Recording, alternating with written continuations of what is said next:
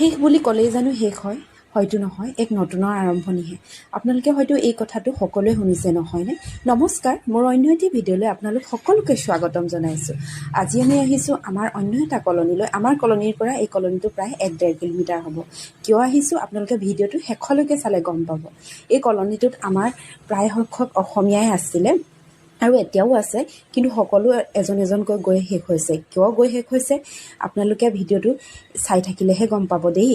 ব'লক তেতিয়াহ'লে ভিডিঅ'টো ষ্টাৰ্ট কৰোঁ। আমাৰ মৰমৰে এজন অসমীয়া এইজন দাদা জেহেৰুল দা, তেখেতৰ আজি চাকৰিৰ অৱসৰৰ দিন। সেইবাবে ভাবিলোঁ আমি এই তেওঁৰ বিশেষ দিনটোত আমি সকলোৱে মৰমেৰে শুভেচ্ছা জনাওঁ আৰু আগন্তুক দিনৰ বাবেও অকণমান মৰম যাছোঁ। সেইবাবে ভাবি আমি সকলোৱে আহি এনেধৰণে তেওঁক মৰম যাচিছোঁ আৰু সকলোৱে আগন্তুক দিনৰ বাবেও শুভেচ্ছা যাচিছোঁ।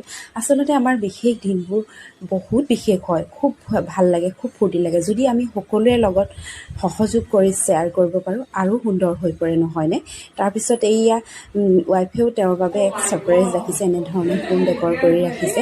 তেখেতে মানে ফূৰ্তিতে থাকিবই পৰা নাই, এক্সাইটমেণ্ট দেখিছে দে, এক্সাইটমেণ্টতে যে তেওঁ কি মুখেৰে গাইছে মানে নিজেই ক'ব নোৱাৰে। আৰু ৱাইফে এইফালে দেখিছেনে একদম ভিডিঅ' কৰিবলৈ লাগি গৈছে আৰু একেবাৰে।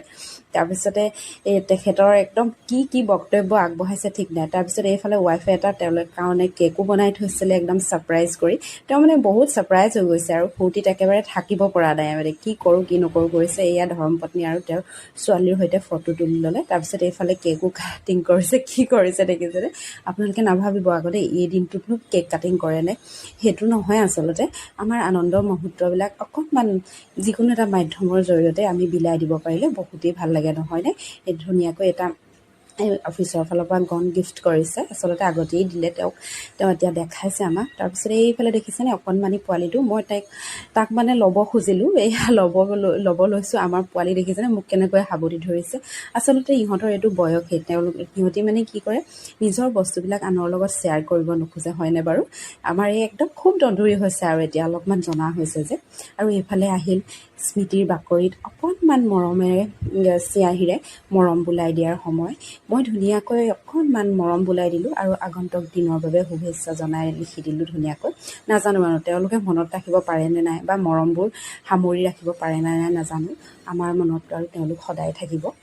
এয়াই আছিলে আজিৰ দিনটোৰ সময়খিনি। আচলতে সময়বোৰ এনেধৰণে যদি সুন্দৰ হৈ থাকে, মানুহৰ মনবোৰো সুন্দৰ হৈ থাকে, নহয়নে বাৰু? তাৰপিছত আহিলে আমাৰ এয়া জলপানৰ সময়। আজিৰ বাৰু তেনেধৰণে বিশেষ নাছিলে। আকৌ এটা বিশেষ দিন যদি হয় তেতিয়াহ'লে আপোনালোকলৈ নিশ্চয় ভিডিঅ'টো আকৌ আগবঢ়াম। আৰু এটা কথা দেই, মই যে নক'লোঁ দাদাই কি চাকৰিৰ পৰা অৱসৰ লৈছে, আপোনালোকে বাৰু ইউনিফৰ্মটো দেখি